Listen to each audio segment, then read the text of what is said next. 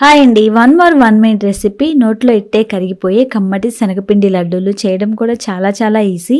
అరకప్పు నెయ్యి తీసుకోండి. దీనిలో ఒక పావు కప్పు బొంబాయి రవ్వ వేసి 1 నిమిషం వేపుకోవాలి. ఈ రవ్వ వల్ల లడ్డు మరీ మెత్తగా లేకుండా బాగుంటుంది. దీనిలోనే 2 కప్పుల శనగపిండి వేసి కలుపుకోవాలి.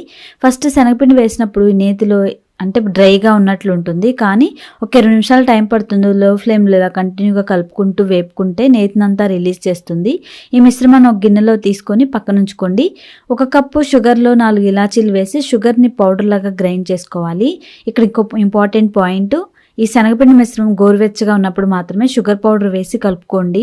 శనగపిండి వేడిగా ఉంటే షుగర్ కరిగిపోయి లూజ్ అయిపోతుంది అనమాట. ఇక్కడ ఈ పాయింట్ గుర్తుపెట్టుకోవాలి. ఇప్పుడు దీనిలో తగినన్ని డ్రై ఫ్రూట్స్ వేసుకొని చక్కగా చేత్తో మనకు కావాల్సిన సైజులో లడ్డూలు చుట్టుకోవడమే అండి. చాలా టేస్ట్ ఉంటాయి, ఈజీగా చేసుకోవచ్చు. నచ్చిందా? ట్రై చేయండి, లైక్ చేయండి. Thank you.